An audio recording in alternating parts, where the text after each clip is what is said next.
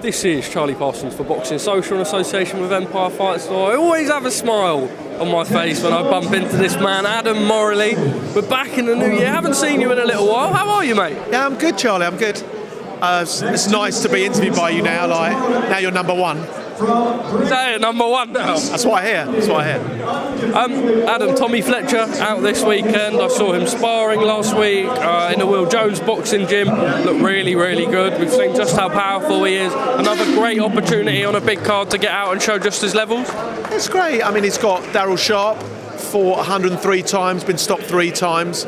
It's Tommy's first 6-rounder. You know, if Tommy can get him out of there, it's a hell of a statement. The guy knows his way around the boxing ring, knows how to stay out of trouble. So it's going to be a little puzzle for Tommy to unlock. SJAM Stable, Joyce is back out in Vegas training. We're hearing whispers that it could be JOYCE-ZHANG. Are we able, do you know how close we are? Is that the sort of running? I think there were more than whispers. Last Friday, someone announced it, and it hasn't been done. Yeah, it's a fight we're working towards.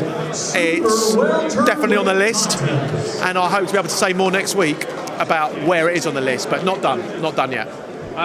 Is that sort of the front runner? I suppose, like you say, there's not too much you can say at the minute, but you do have backup options in place? Yeah, absolutely. I mean, it's got to be in the top 15. He's defending the WBO interim. So it's got to be in the top 15. And there are various different opponents, and I like the Zhang fight for Joe. So there's a good fight for him.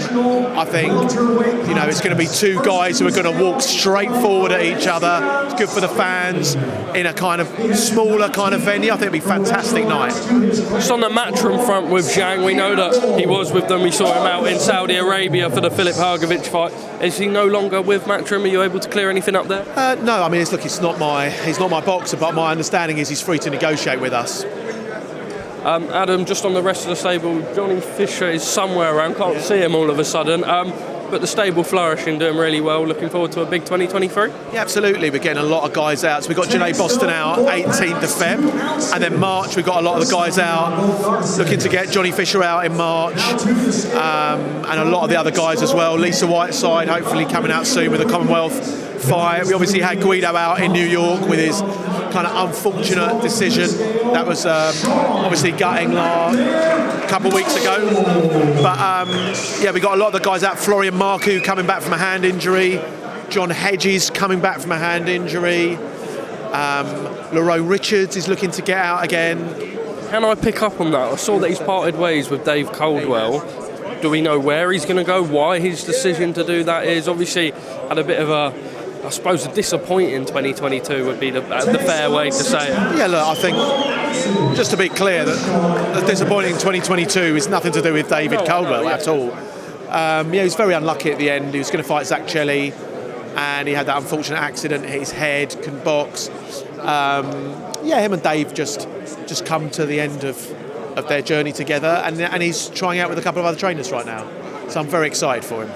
Just on the world of boxing as a whole, Fury-Usyk, we're waiting for an announcement. There's always stumbling blocks, but when there's a fight of this magnitude, there's going to be something like that. Do you believe we will see it? People are whispering at Wembley Stadium, but it just feels like a fight that would go to the Middle East with the purses these guys need. Yeah, I think it's difficult to make fights like that when the parties believe they were going to the Middle East. When they thought they were going to the Middle East and they're talking about that Middle East money, to then take it to the UK, obviously Wembley Stadium's around the corner, 94,000 people still makes huge numbers, but it's not the same as those site fees you get. So what do I think is going to happen? I think it will happen. I do think Fury-Usyk will happen. Tommy Fury, Jake Paul, just been announced, Adam. It's weird because Tommy's probably not shown just what he can do as a professional, and Jake, I suppose, does have the better resume as a professional. But speaking to Josh Frankham earlier, who said, look, Tommy's boxed at like a high amateur level. Jake doesn't have any of that. Would he get to an English final, that sort of thing? It's one that we can say we don't like crossovers, the hardcores can say whatever, but everyone's going to want a piece of this one. Everyone's going to want to watch it. I mean, you have all this debate at the moment about social media boxers, real boxers. At the end of the day, boxing's a sport of entertainment and you need eyeballs on it. And this is a great crossover, isn't it? Tommy Fury's a professional boxer, part of the Fury family, you know, one of the biggest boxing families around right now, against Jake Paul, who's a complete sensation. Whatever Jake Paul does gets eyeballs, so I'm definitely going to watch it. Adam, top man, always a pleasure. Look forward to rubbing shoulders throughout the next couple of days. It's always nice to see you. Final message ahead of a big 2023 for SJAM? Hey, look, a lot of what we're doing in SJAM is about stepping our fighters up. And we were undefeated last year, but this year they're going to have harder and harder fights. So I'm looking forward to tough fights for our guys. And Morallee, top man, thank you very much.